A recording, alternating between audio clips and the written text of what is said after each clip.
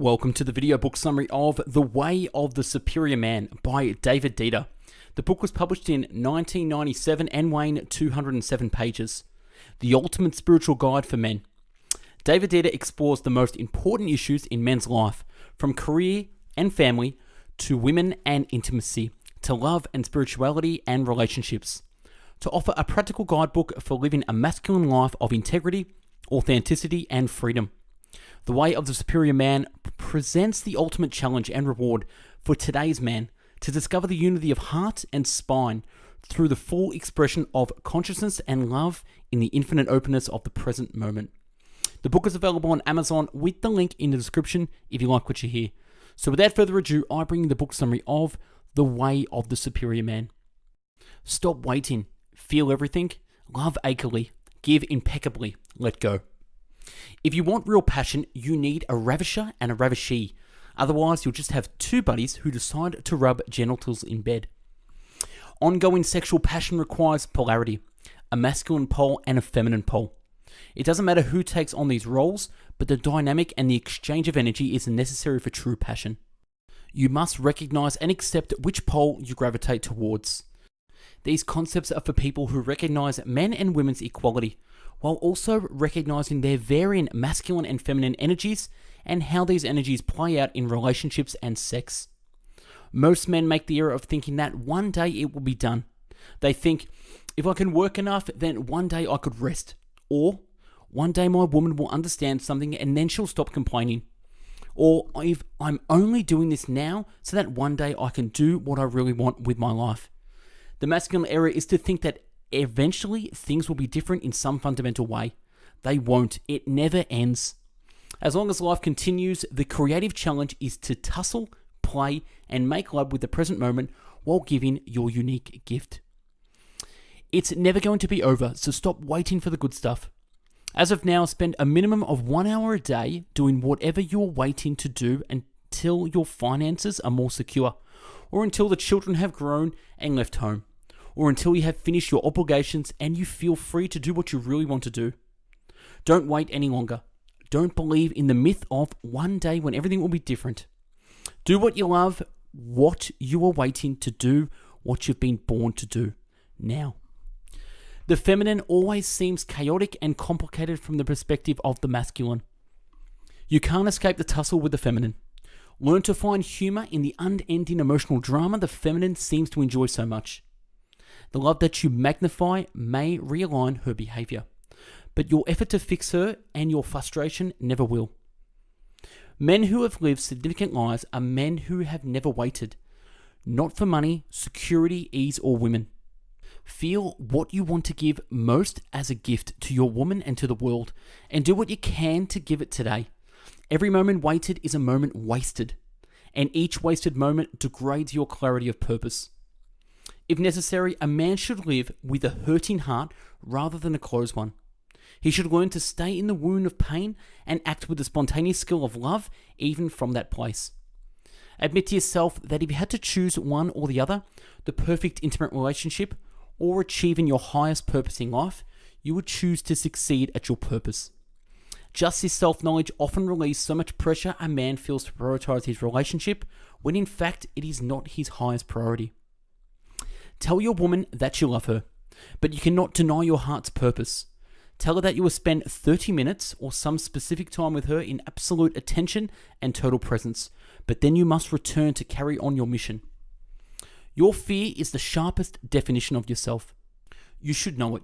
You should feel it virtually consistently. Fear needs to become your friend so that you are no longer uncomfortable with it. Few men are willing to give their deepest genius, their true endowment, the poetry of their very being, with every thrust of sex and life. Most men are limped with doubts and uncertainties, or they hold back their true drive because of fear. So they diddle with women and the world just enough to extract the pleasure and comfort they need to assuage their nagging sense of falsity and incompleteness. The other way is to fuck both to smithereens, to ravish them with your love unsheeted, to give your true gifts despite the constant tussle of women and the world, to smelt your authentic gifts in this friction of opposition and surrender, To thrust love from the freedom of your deep being, even as your body and mind die blissfully through a crucifixion of inevitable pleasure and pain, attraction and repulsion, gain and loss. No gifts left ungiven, no limit to the depth of being. Only openness, freedom, and love as the legacy of your intercourse with women and your world. About once a week, you should sit down with your closest men friends and discuss what you're doing in your life and what you're afraid of doing. The conversation should be short and simple. You should state where you're at, then your friend should give you a behavioral experiment, something you can do that will reveal something to you or grant more freedom in your life. Good friends should not tolerate mediocrity in one another. If you're at your edge, your men friends should respect that, but not let you off the hook. They should honor your fears and in love, continue to guide beyond them without pushing you. Choose men friends who themselves are living at their edge, facing their fears and living just beyond them. Men of this kind can love you without protecting you from the necessary confrontation with reality that your life involves. The superior man is not seeking for fulfillment through work and women because he is already full. For him, work and intimacy are opportunities to give his gifts and be vanished in the bliss of the giving. Each purpose, each mission is meant to be fully lived to the point where it becoming empty, boring, and useless. Then it should be discarded. This is a sign of growth, but you may mistake it for a sign of failure. Whereas many women waste precious time swirling in emotional currents and eddies, many men waste their birth seeking the completion of tasks. Nose to the grindstone, day after day, year after year, and you become a robot of duty. Rather, raise your eyes, see to the horizon, and do your tasks in the spirit of sweeping out your house on a sunny day. The masculine grows by challenge, but the feminine grows by praise. A man must be unabashed and expressed in his appreciation for his woman. Praise her freely, praise motives. Challenge doesn't. Try it. Praise specific things you love about your woman 5 to 10 times a day. Find out what happens. Instead of tolerating your woman's moods of closure and complaint, open her moods with your skillful loving. It is your gift to give. Both of you will grow more by giving than by your tolerating. A superior man sees his woman's moods not as a curse, but as a challenge and an amusement. There are many ways to creatively deal with her moods and help her to open. Tickle her, take off your clothes and dance the watsy. Sing opera for her, make animal sounds. Shout at her louder than you ever have and then kiss her passionately. Press your belly into her until she melts. Lift her off the ground and spin her around. Occasionally, talking with her helps, but not as often as humor and physically expressed love. The amazing thing is this: 90% of a woman's emotional problems stem from feeling unloved. So don't stand back and analyze her like a doctor diagnosing the patient, or like a therapist questioning a client. Give her your love, the same love that is motivating your questioning, immediately and unmistakably. Walk over to her, look deeply into her eyes, hold her and stroke her, tell her how much you love her, smile, hum her favorite song, and dance with her. And chances are her emotional problems will evaporate. She may still have the same situation to deal with, and you may be able to help her with that. But the emotional aspect will be converted to love. Getting to do anything they want is exactly the opposite of most women's idea of an ideal birthday present. Most women would get far more excited if they were to say, "You've got 30 minutes to pack your bags. Don't ask me where we're going, but we'll be gone for the weekend. Everything is taken care of. Just pack your bags and leave the rest to me. I'm going to give you the best birthday present you've ever had." When was the last time you really ravished your woman? That is, when was the last time you really took her savagely, lovingly, with no inhibition whatsoever? Or has it been so long that you have fantasized and even turned on by rape scenes on TV or in the movies? WTF. The difference between rape and ravishment is love. WTF. One part of your woman is happy she made you come. She's happy you were relaxed and enjoying yourself.